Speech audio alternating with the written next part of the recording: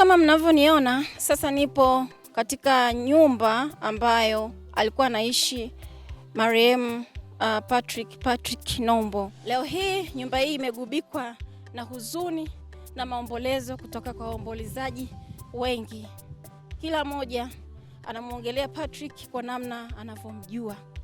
Lakini tumeona tuende sehemu ambazo alikuwa anapenda kukaa na kushare mambo mengi na marafiki zake.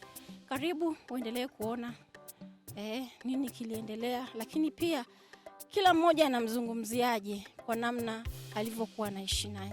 Karibu. Sasa kama mnavyoniona ndugu zangu, nimefika katika sehemu ambayo anapenda kukaa na kushare mambo mengi na rafiki zake. Nitaenda kuzungumza na marafiki zake ni namna gani au ni nini wanakumbuka kuhusiana na hayati Patrick Nombo. Niona sasa ndugu zangu, nipo na marafiki zake na hapa nilipo ni sehemu pendwa sana ambayo hayati bwana Patrick alikuwa anapenda kupumzika baada ya kazi, lakini pia kushare mambo mengi na rafiki zake. Sasa tutaenda kuongea na mmoja baada ya mwingine atuelezee kiufupi anamfahamu vipi, lakini pia tujifunze nini kutoka kwake. Alikuwa ni mtu wa aina gani? Kwa sababu ni huzuni kwa kweli. Ukijaribu kuangalia, alikuwa na mchango mkubwa sana katika hospitali hii ya St. John.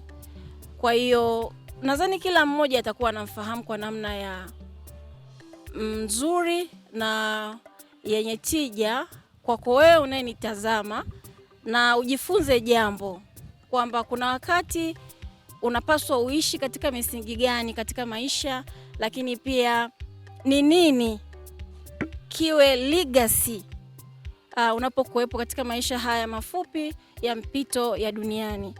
Sasa nitaanza na mmoja wa rafiki yake, atatuambia anaitwa nani, lakini pia anamjuaje bwana Patrick. Karibu. Habari ya saizi? Tunamshukuru Mungu. Pole sana. Asante, kweli ni majonzi. Tumepoteza rafiki yetu kipenzi, jamaa yetu sana.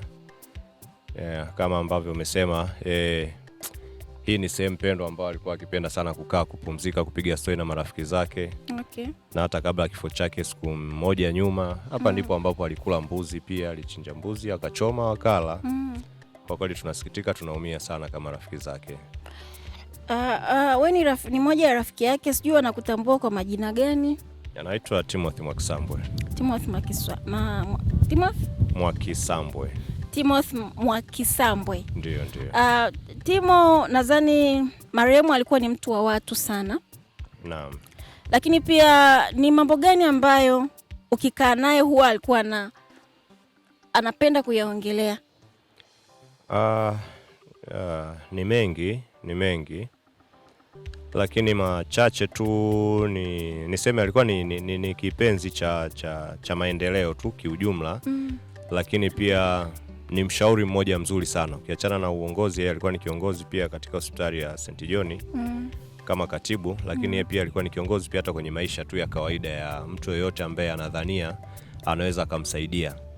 Okay. Alikuwa ni mwepesi sana kumsaidia, kumuongoza, kumwelekeza vitu vile ambavyo vinaweza vikamsaidia huyo mtu.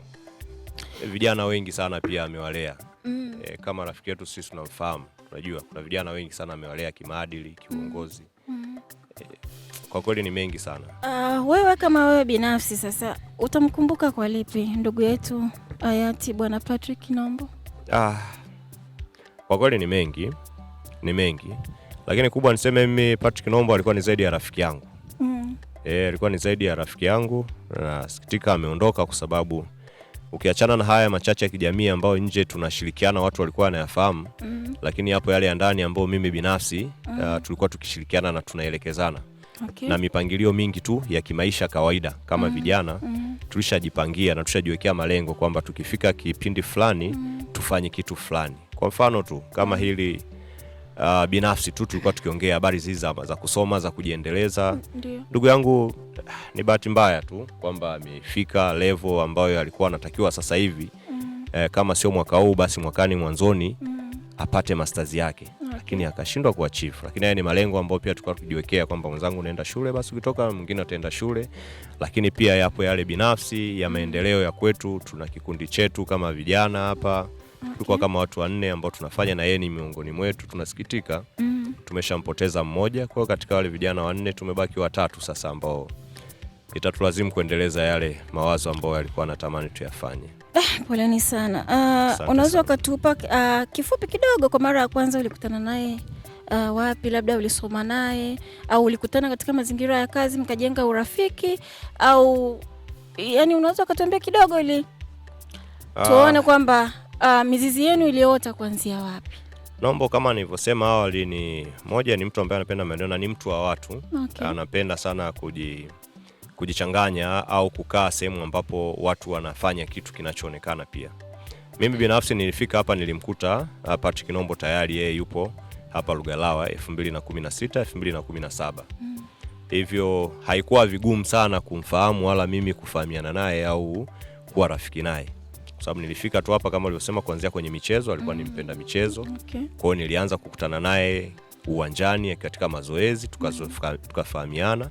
Lakini pia katika kazi nilipofika kikazi wao ndo walinipokea na kunikaribisha kama mkuu wa idara na mimi kama mkuu wa idara. Kwa hiyo tukafahamiana kwa mtindo huo na kuanza kupeana machache 1 2 3 tufanye hiki tufanye hili. Maisha yakaendelea na akawa na bondi nzuri, ndio maana nikasema hadi ikafikia sasa mahali tukaamua kutengeneza kitu kama kikundi cha watu kadhaa na yeye akiwa mmoja wapo na mimi nikiwa mmoja wapo ili kuhakikisha tunaendelea na tunafanya mambo mazuri kabisa. Patrick Nombo alikuwa anapenda sana kufurahi pamoja na wote. Naamini yoyote ambaye yupo hapa, wanakijua wenzangu hapa au popote pale ambapo walipo watamsikia, watashuhudia hili. Nombo popote atakapofika hataki kujificha.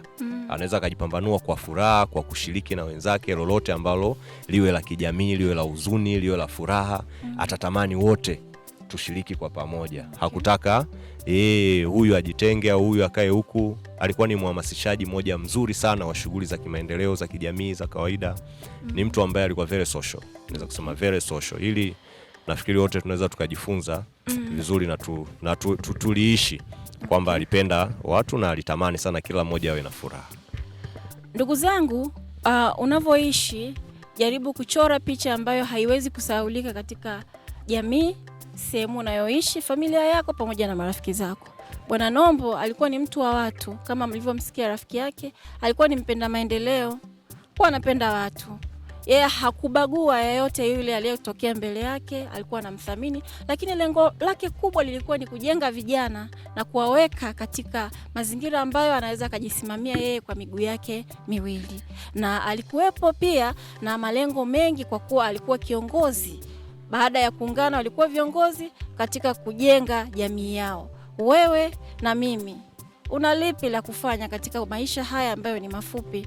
Jaribu kuona njia zako, lakini uone kwamba siku unapokuwa haupo utaacha nini, utaacha alama gani katika jamii yako pamoja na familia yako. Nipo na mwingine hapa ataenda kutuambia anaitwa nani, lakini pia anamfahamu vipi Patrick Nombo. Karibu kaka. Asante. Kwa majina mimi naitwa Liz Peter.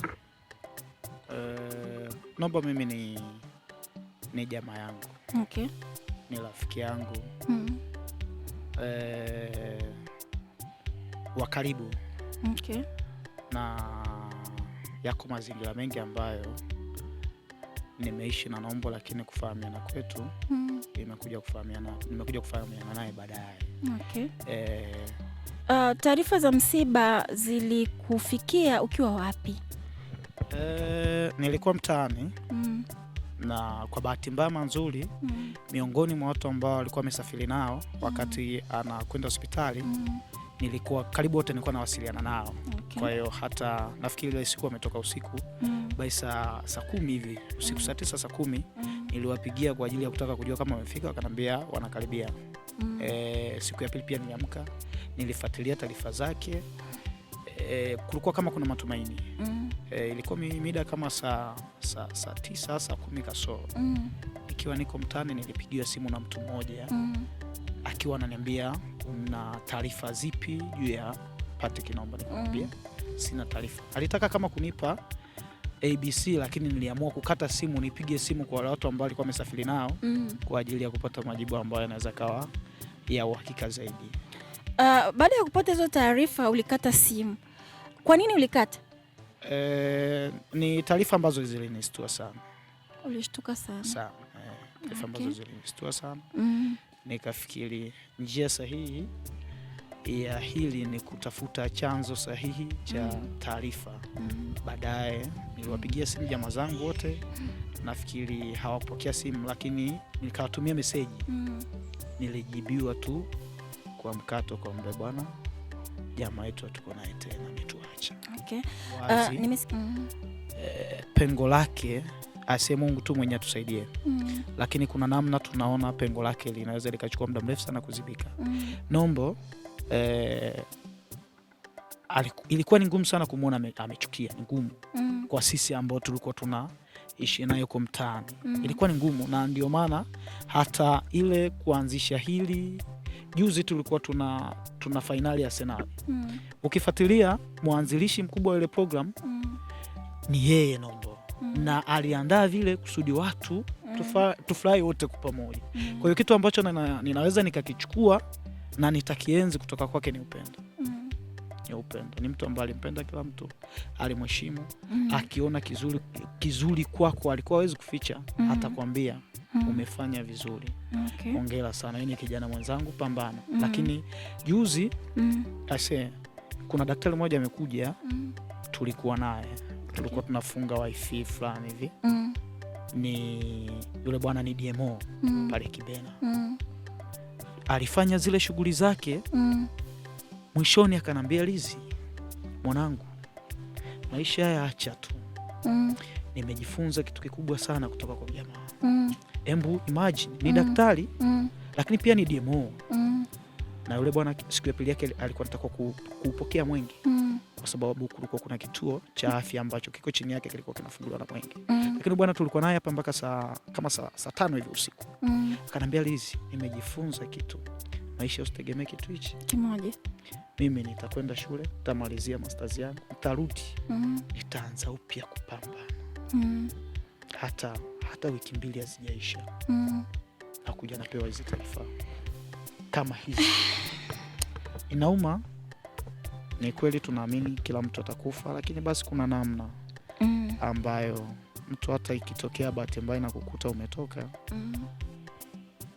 haiumizi sana, lakini kwa hili hapa.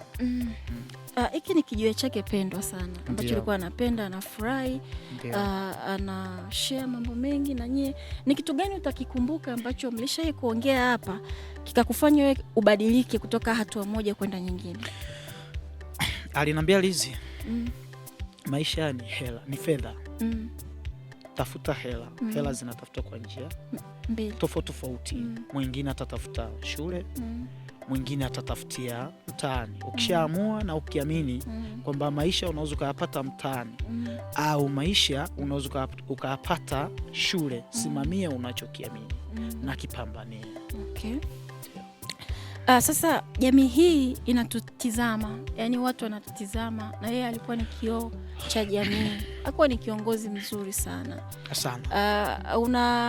Unatoa neno gani kwa jamii inatutizama, lakini pia kwa vijana ambao walikuwa wanamtegemea kama tegemeo lake?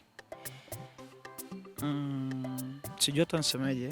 Wanda naweza nikeleka, ila ni ngumu sana, kwa sababu kuna muda unaweza kumwambia mtu, na hata mwenyewe kuna muda nikikaa peke yangu nahisi kama hii inawezekana ni ndoto, labda sijui, zinaweza zikani taarifa zisizokuwa za kweli. Ila niseme tu kwamba tumombe Mungu, tumtegemee Mungu. Asante sana Bwana Lizi. Nashukuru kumsikia na yeye anaitwa nani, lakini pia atatueleza kidogo wasifu wa hayati Bwana Patrick Nombo. Karibu kaka, sijui wana kuita nani? Kwa majina Naitwa David Mwapinga. Okay. Ni mfanya biashara wa haya maeneo. Okay. Lakini pia ni mtu wa karibu na Bwana Patrick Nombo. Okay. Mara nyingi amekuwa akifika pale dukani tukibadilishana mawazo mawili matatu. Kwa lengo la kujikwamua kiuchumi. Okay. Nakumbuka kauli yake moja alikuwa anapenda kusema vita ngumu na kubwa ni kukimbia umaskini. Wengi wamelala kwa ajili hawajatambua hilo. Napenda kusema kwamba mwanadamu aliyezaliwa na mwanamke siku zake za kuishi ni chache sana. Okay. Hakuna aliyekuwa anajua kwamba leo hii tunaweza tukakusanyika kwa ajili ya maombolezo ya Bwana Pati. Aliwahi kukushauri kwa kuwa wewe alikukuta na tayari ulikuwa unafanya haya mambo. Ni kitu gani alikuongezea cha ziada cha wewe kuendelea kuboresha zaidi kile ambacho ulikuwa unakifanya? Kuna siku tulikuwa tumetoka kanisani kwa sababu Nombo alikuwa ni Mkristo mwenzangu. Okay. Mimi nikiwa mhasibu wa kanisa, mwenzangu alikuwa ni mwenyekiti wa kamati ya ujenzi wa kanisa la Anglican. Okay. Sasa tulikuwa tumetoka ibadani tunarudi. Aliniambia, Devi, tukazane kusali. Tuachane na hela za manyoka. Unajua wengi unavyojituma wanaamini kwamba hela zako si halali, labda hela zako za manyoka, lakini still yeye alikuwa bado ni mtu ambaye anakupa nguvu. Tukazane kusali. Tuepushane na hela za manyoka kwa sababu wako watu ambao yeye katika maono yake ashakutana na watu ambao wanatumia hela za manyoka, wako ambao wanatumia njia ambazo si sahihi kutafuta fedha. Wimbo wake ulikuwa ni tutafute fedha, tuongeze bidii kwa ajili ya utafutaji au kwa ajili ya kukuza uchumi wetu na tumkumbuke Muumba. Nadhani ni neema ya pekee ambayo wako nayo. Si wote wanaweza kupata neema kama ya Bwana Patrick Nombo ndugu yetu. Ndio. Ya kuweza kupata nafasi ya kutengeneza jina lake, lakini pia kuhakikisha kusanyiko ambalo naliona hili limekusanyika hapa ni kwa ajili yake. Hii yote inaonyesha kwamba ni jinsi gani aliweza kuishi na jamii ya Wanalugalawa. Kamba ameacha funzo, ameacha mafundisho kwamba hata sisi ambao tunavyofika tunaenda sehemu nyingine yamkini tumeenda kutafuta, inatakuwa tusijitenge na watu. Tuungane na watu, kufanya shughuli ambazo zinaweza zikafanyaje zikatuunganisha. Chemistry ni nzuri sana sehemu yote ambayo unaenda. Okay. Taarifa za msiba zilikufikia ukiwa wapi? Taarifa za msiba zimenifikia nikiwa niko dukani. Ulijisikiaje baada ya kupata huwezi kujisikia vizuri, hasa mtu wa karibu ambaye unajua ni kwamba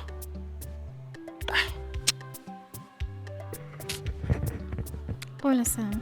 Pole sana Dave. Pole sana.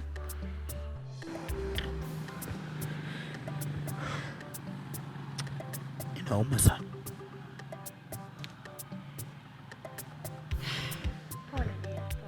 Pole sana.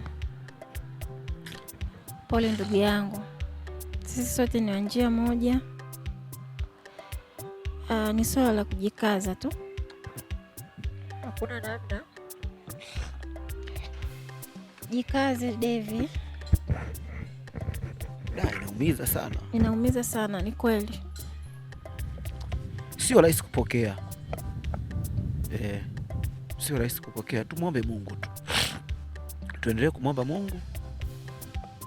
Mungu amlaze mahala pema peponi. Na ninaamini anafika kwa Mungu kwa ajili ya wema wake, ukarimu. Mara mwisho nakumbuka akiwa yuko chuo, nilimpigia juu ya michango ya kanisani. Tulikuwa tunaendelea na ujenzi pale. Akaniambia wa 10 akirudi tutaona anachotaka kukifanya pale kwetu. Sasa Mungu amemchukua kabla hajafanya.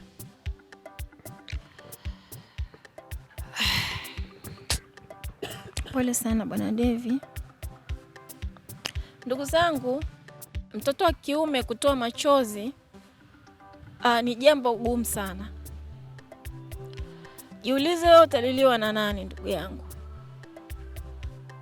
siku utakapotuacha. Yote hayo unayoyaona ndugu zangu ni yale machungu ambayo Bwana Patrick alikuwa ni mtu wa namna gani. Hakuwa tu mtu wa kawaida, alikuwa na hofu ya Mungu. Alikuwa akisisitiza marafiki zake kama mlivyosikia, masuala ya maendeleo, masuala ya kuomba sana, lakini masuala ya kushirikiana na kuwa kitu kimoja. Ni kijana mdogo sana ndugu zangu. Ni kijana mdogo ambaye kwa sasa tunakoelekea mambo yanakuwa mengi, lakini kama mnavyoona rika hili la vijana ambao bado ni wadogo sana, lakini walikuwa wanajiimarisha wenyewe kwa kushirikiana, kwa kupendana na kwa kumwomba Mungu. Rai yangu ni kwamba ndugu yangu, wewe kama mwanajamii, wewe kama mtazamaji, haya yanayotokea ni mafunzo kwetu sisi ambao tuko hai. Yeye amemaliza kazi yake, sisi ndo tuna kazi. Mahubiri yote tunayopatiwa, machungu hayo unayosikia watu wanatoa machozi kwa ajili ya Bwana Patrick, ni kwa ajili yetu sisi. Yeye amemaliza kazi. Jiulize wewe, utaliliwa kwa lipi? Utaliliwa na nani? Ni ngumu sana kuelezea namna Bwana Patrick Nombo alivyokuwa, lakini chukua haya machache unayoyasikia kutoka kwa marafiki zake. Hawa ni marafiki zake tu, lakini amewafanya kuwa familia kama ndugu zake kabisa, kulingana na moyo alionao, lakini namna alivyokuwa anaishi na watu. Ndugu zangu, tuchukue somo. Lakini pia alikuwa anatuasa tusiache kumwomba Mungu. Tutafute hela kwa halali. Tuache dhuluma. Tuache vile vitu ambavyo unajua kabisa haviendi, kwa sababu vina muda mfupi sana ndugu zangu. Leo tumegubikwa na wingu ambalo kila mmoja ana majonzi kwa namna yake. Kila mmoja anasikitika kwa namna yake. Lugarawa imepoa. Lugarawa imezizima. Maombolezo yamekuwa ni giza nene. Lakini badilika ndugu yangu. Tuko mwishoni. Mwenzetu amemaliza kazi, tuendelee kumwombea aweze kupumzika kwa amani. Lakini wewe jaribu kuwa picha nzuri kwa rafiki zako, picha nzuri kwa jamii yako, picha nzuri kwa wafanyakazi wenzako, lakini picha nzuri kwa serikali yako inayokuzunguka. Nimejifunza mambo mengi sana kwa hawa marafiki zake, na ni wachache. Kama unavyoona hapa, wapo wengi, kila mmoja ataongea kwa namna anavyomjua. Wamenigusa sana. Tuendelee kumwombea, lakini tusichoke kutenda mema. Kuna nguvu kubwa sana katika shukrani. Shukrani si lazima mtu akupe jambo fulani kubwa sana. Hata namna anavyozungumziwa ndugu yangu ni shukrani. Familia yake watajifunza jambo, wafanyakazi wenzake watajifunza jambo. Wewe unalipi la kukumbukwa? Asante Bwana Devi, nashukuru Bwana Patrick Nombo. Karibu kaka. Asante. Kwa majina naitwa Ibrahim Mwinuka. Bwana brother Patrick Nombo namjua kama brother yangu. Okay. Ambaye tumejuana hususan kwenye masuala ya michezo. Bwana nimejua naye sana kwenye masuala ya michezo. Okay. Alikuwa ni mtu ambaye anatusupport sana kwenye swala zima la michezo kama si wachezaji. Ametusapoti kwenye ligi moja ambayo ilikuwa inaitwa Youth Foundation. Ndio ligi ambayo nilipata kumjua vizuri zaidi. Pia ametusapoti katika vifaa vya michezo kwenye timu tofauti tofauti. Okay. Haikuwa ni timu moja kwamba anaisapoti, lakini zilikuwa ni timu zote ambazo kwa fine ametusapoti. Okay. Ukiachana kwenye sekta upande wa michezo kwa maana ya uwanjani, pia nilijua naye kwenye upande wa ushabiki. Okay. Bwana brother Patrick Nombo alikuwa ni mtani wangu kwa maana ya yeye alikuwa ni shabiki wa timu ya Arsenal. Mimi nilikuwa shabiki wa Man City. Okay.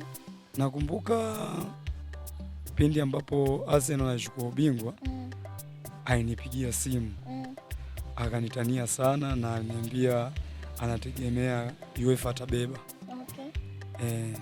Lakini hivyo yani ni majonzi sana. Pole sana Bwana Bray. Asante.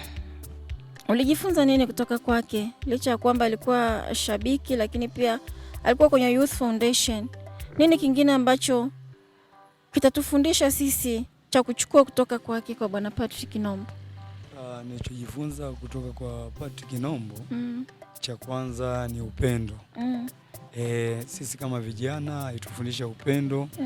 Pia tusisitiza kwenye swala zima la upambanaji. Okay. Katika upambanaji ametusapoti sana na alikuwa ni mtu mmoja mkarimu sana. Na mtu ambaye alikuwa hapendi kuona mtafaruku. Okay. Najaribisha kutolea mfano moja.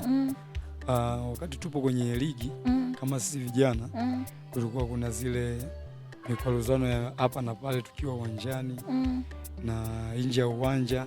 Alikuwa ni brother ambaye ukiachana kwenye uwanja atawafuata pembeni, atawaita, atawashauri, atatuelekeza namna ya kuishi hivyo.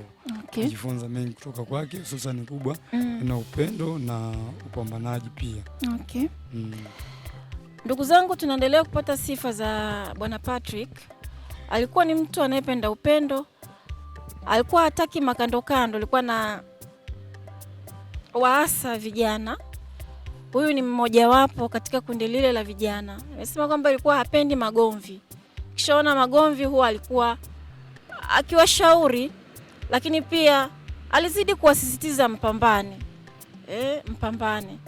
Ndugu zangu, inauma sana, lakini tuendelee kuyachukua na kujifunza zaidi ili na wewe ubadilike hapo ulipo. Maisha ni mafupi sana ndugu zangu. Tunapaswa kuwapenda wenzetu pindi wanapokuwa hai. Usisubiri yupo hospitali amelazwa ndo unaenda kumuonyesha upendo. Usisubiri yupo kwenye jeneza ndo unamuonyesha mtu upendo. Hapana ndugu zangu. Tujaribu kupendana. Tujaribu kumjali mtu. Haijalishi yuko katika njia gani, mshauri. Wakati wengine watu wengine wanabadilika kwa kuona, kwa kusikia, lakini pia kwa kutazama. Tupendane ndugu zangu. Hakuna ajuaye kesho. Tuendelee kumwombea Bwana Patrick. ACL Media, African Community Life. We are the legacy of Africa.